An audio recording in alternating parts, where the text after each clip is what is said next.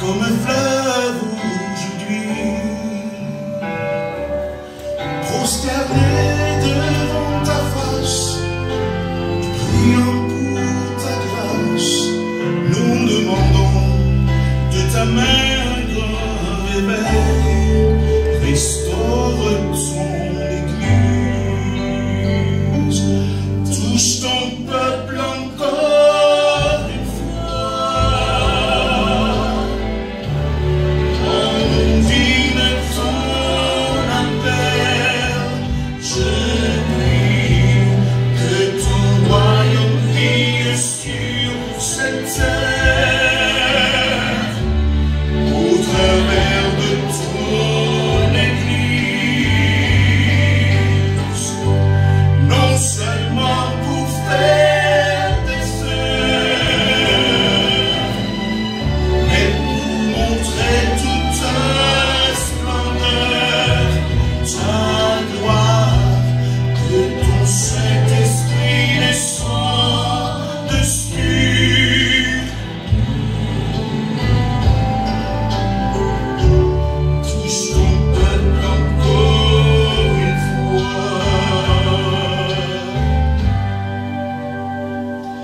Père, tu vois tes serviteurs et fatigués. Oh, combien nous avons besoin de ta main. Que la puissance de la croix soit le seul appui pour nous, jusqu'au jour où tu viendras nous chercher.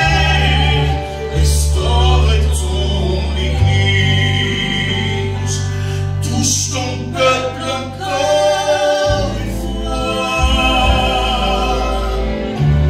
en digne de ton appel, je prie que ton royaume brille sur cette terre,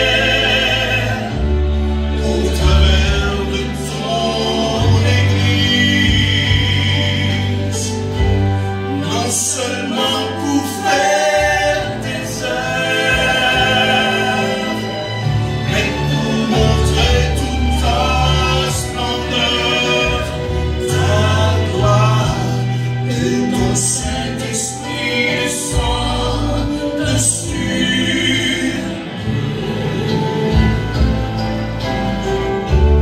Touche ton peuple encore une fois, que ton Saint-Esprit descend dessus.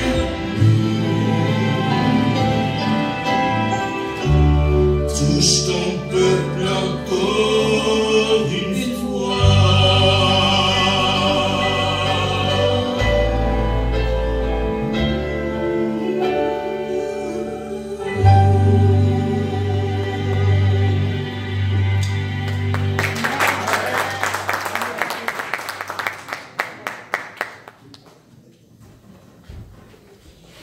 Comme annoncé, l'Assemblée prière se lever pour entonner les paroles du cantique inscrit au numéro 232, Chant d'espérance français. Messager du grand roi, proclamons avec foi la joyeuse nouvelle de la vie éternelle. Annonçons aux pécheurs l'amour du Dieu sauveur.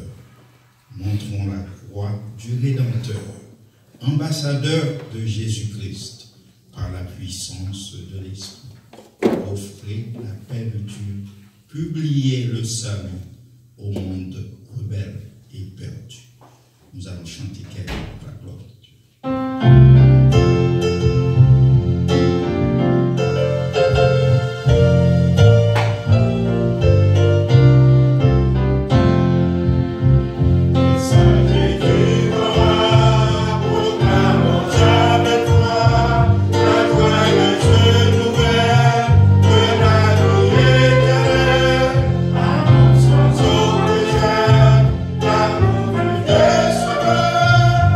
More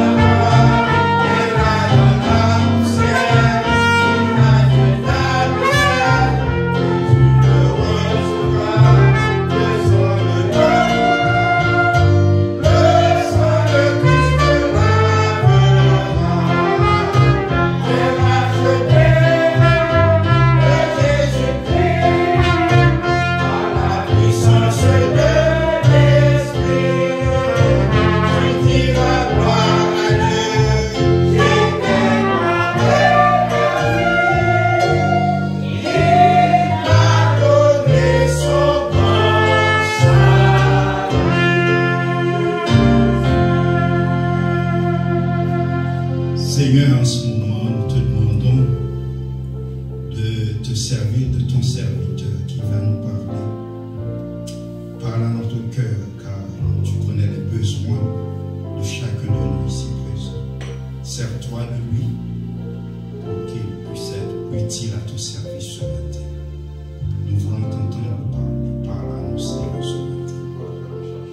Nous réclamons toute cette grâce au nom de ton Fils Jésus-Christ, lui qui vit, qui règne au ciel des siècles. Amen. Vous êtes priés de faire silence en vous et autour de vous pour recevoir la parole de Dieu. Merci.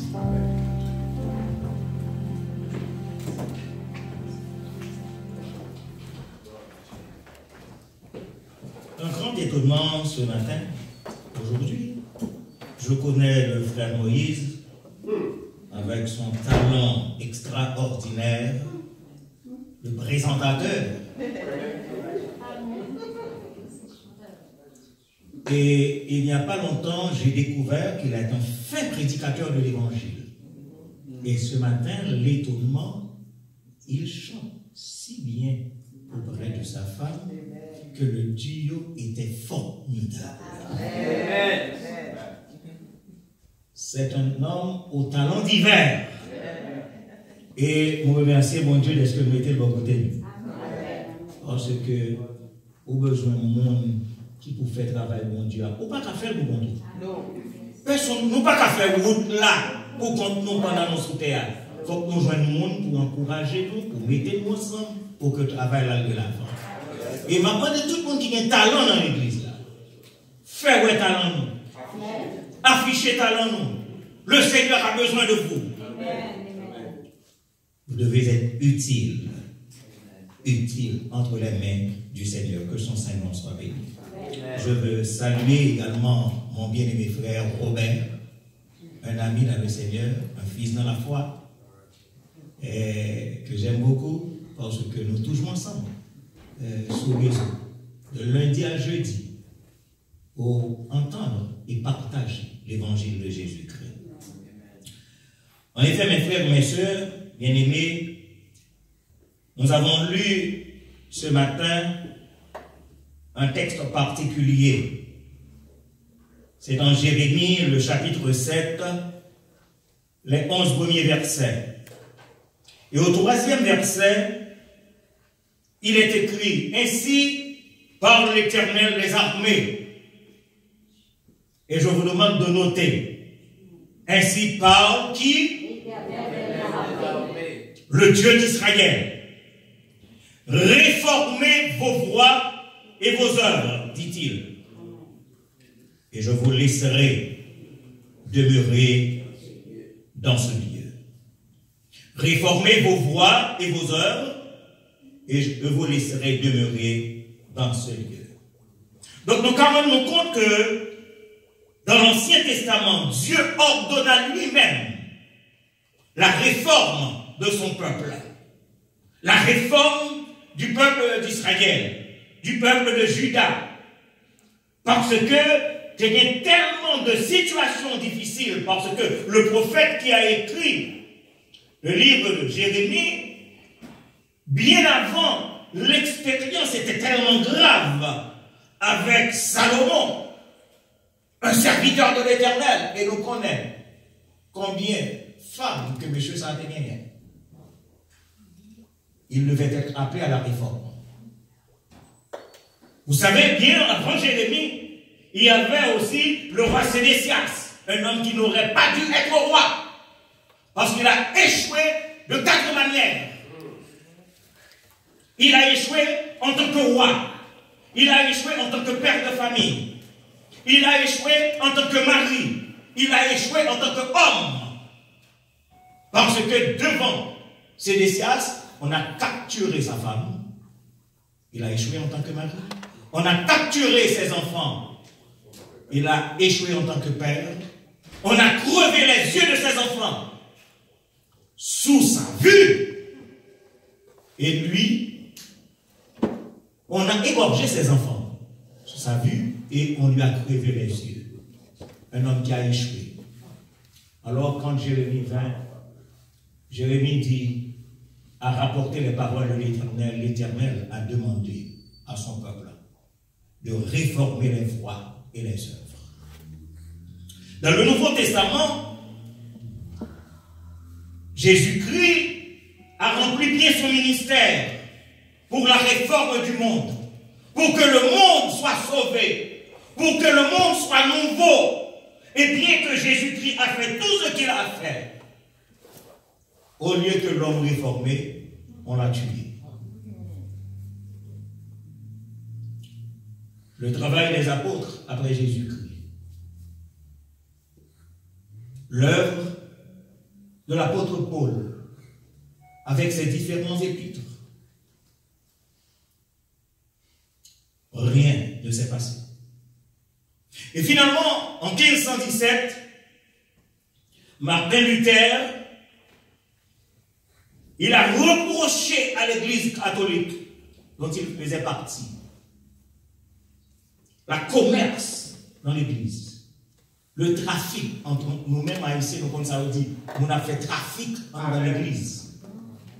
Il a reproché la malversation dans l'Église parce que il fallait acheter les biens spirituels. Premièrement, les biens spirituels, les dons, les talents. Et vous voulez performer dans l'église, alors il faut acheter cette place. Et si je dis à vous chanter, l'église, bon, cette possibilité pour chanter la gloire de Dieu, dis bon Dieu merci. Parce qu'il chantait en latin. Vous ne pouvez pas chanter en latin. Vous ne comprenez même pas ce qu'ils disent. Alors il fallait acheter les dons spirituels.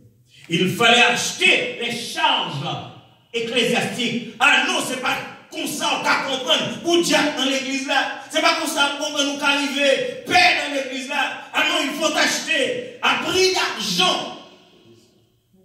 Et qui pisait, ou même qui fidèle, qui ne pas comprendre rien l'audio. Nous avons d'autres marchandises. Et quelles marchandises? La vente des indulgences. Vous pouvez pécher comme vous voulez. Apportez-nous de l'argent, nous prions pour vous, et vous êtes délivrés de vos péchés. Les indulgences. Voilà l'Église avant 1517. Et Martin Luther s'opposait à tout cela.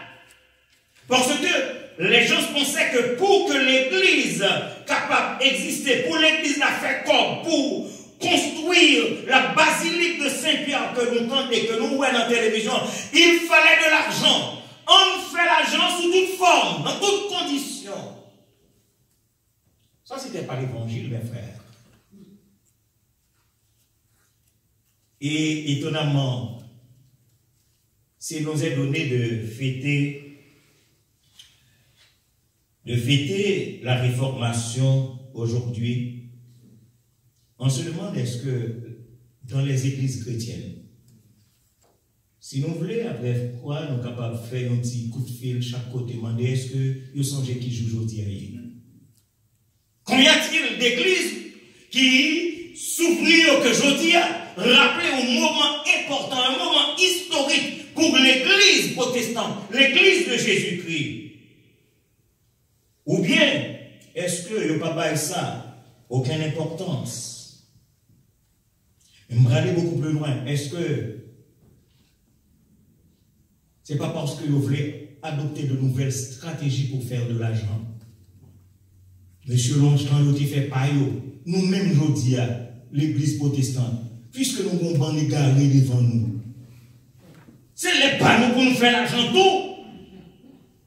Et les disciples, certains disciples de Jésus-Christ, ses frères même, qui ne croyaient pas en lui, te disent, ah mon chou, pas capable de l'arrêter, on a le Capernaum, on descend, on va faire tout miracle ça.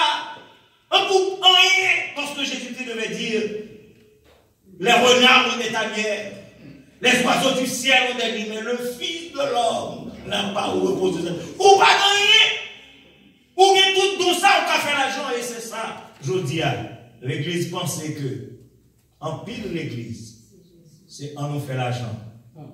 Sous toute forme. Et c'est la nouvelle stratégie. Nous vivons dans un temps de crise. Un temps de crise sociale. Un temps de crise politique. en temps de crise familiale, en temps de crise de l'emploi, en temps de crise religieuse, en temps de crise spirituelle, parce que personne ne va côté au camping. Tout le monde a cherché à faire croire. Parce que, là nous dit, crise familiale, c'est étonnant de voir que, je dis, on fait kidnapper parents pour faire l'argent. Crise au niveau familial, crise au niveau de la société, crise au niveau religieux, crise au niveau spirituel, crise au niveau de l'église, parce que c'est l'argent. Et j'appelle cela ruse de l'enfer. Et l'enfer va comme comment pour le prendre. Il est employé toute ruse.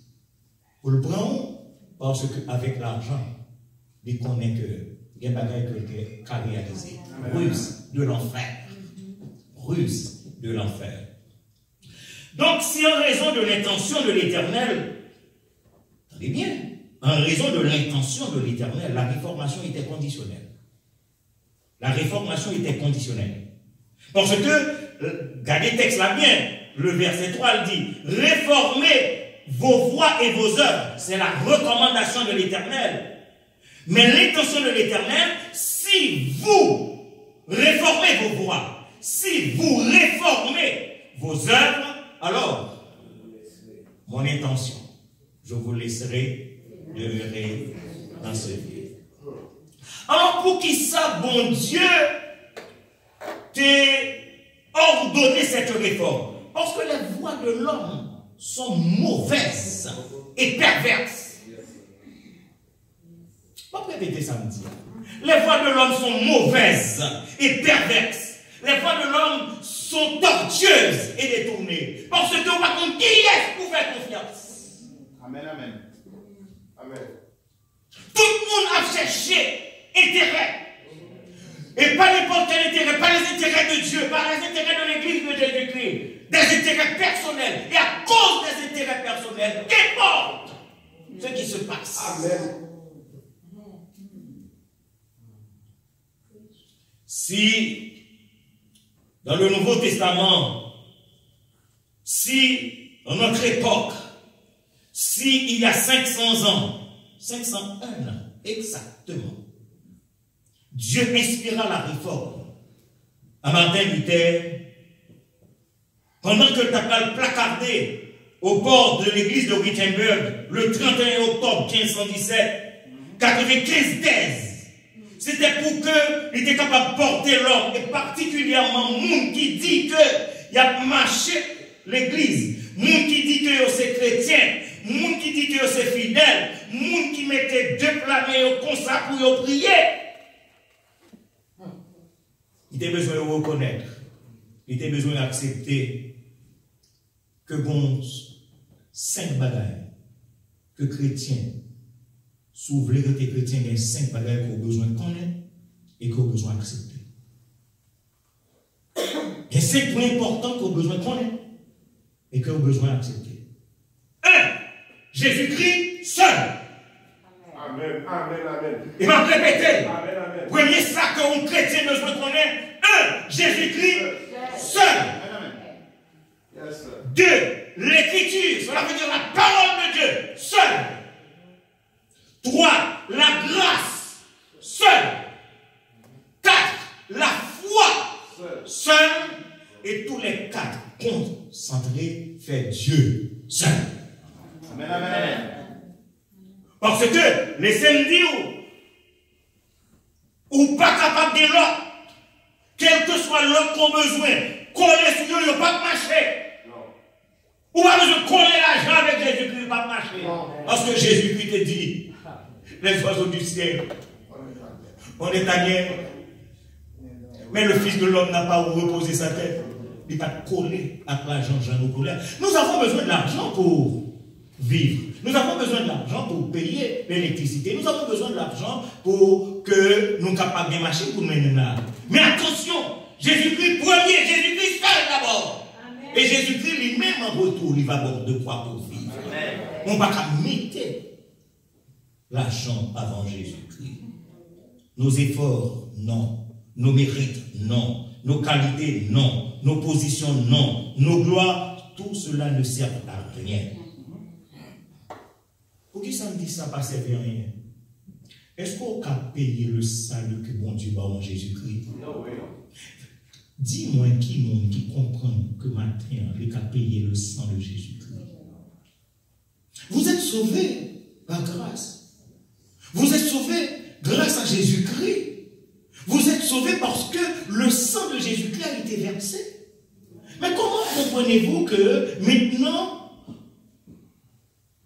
vous pensez à vos mérites, vous pensez à votre position, vous pensez à votre gloire personnelle? Ça n'a rien à voir avec l'évangile. En effet, ce n'est pas des messages que le monde veut entendre. Ce n'est pas des messages que vous voulez entendre à l'heure de Martin Luther. Et c'est ça fait, moi, je voulais porter l'église tabernacle de Dieu à apprendre sa leçon. Nous avons une leçon pour apprendre. Nous avons besoin de comprendre la nécessité de la réformation. La nécessité de la réformation. Et peut-être nous avons dit, pour qui ça? Parce que l'homme a parlé de réformation. Vous connaissez? C'est combien qu'on pense à la réformation? Ma parole vous dit samedi encore, c'est combien qu'on pense à la réformation? Pour qui ça me dit ça? Parce que l'église est en déroute de nos jours. L'église est en déroute. Là, vous cherchez l'église, ou venez l'église de la rue. Vous cherchez la rue, ou venez dans l'église. C'est à Dieu nous mêler. Où est l'église?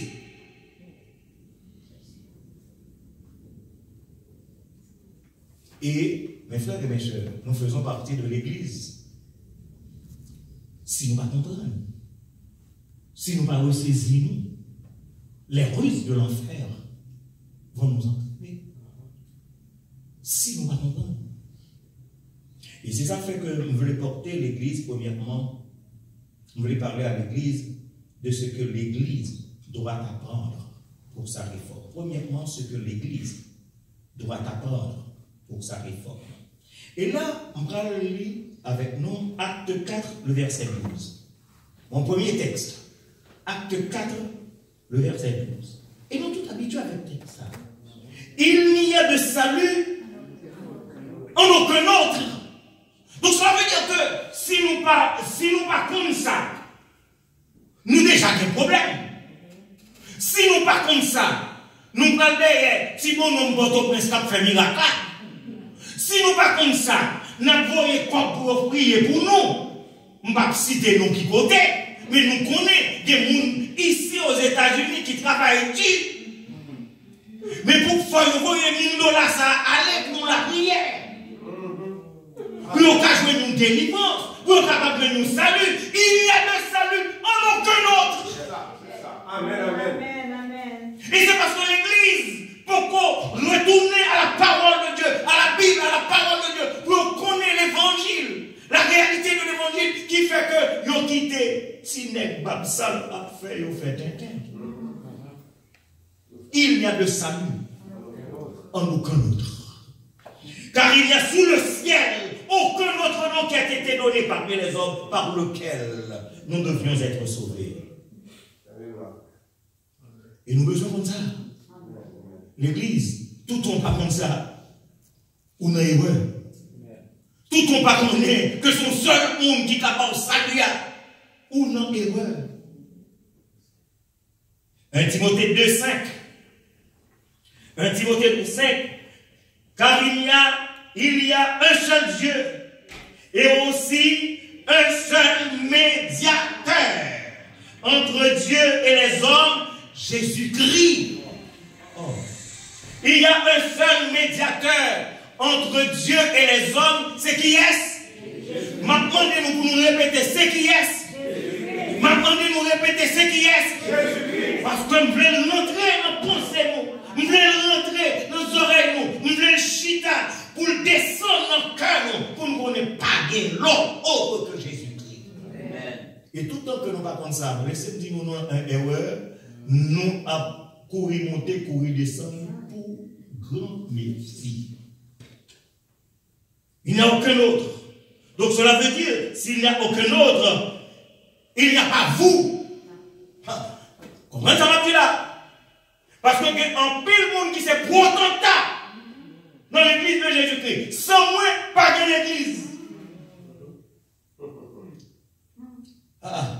C'est où que tu dis, je vais bâtir mon église là? Sans moi, il n'y a pas de rien à faire. C'est moi. Qui êtes-vous? Êtes-vous Jésus-Christ? Et en pile le monde dans l'église catholique, c'est le pape qui a vénéré.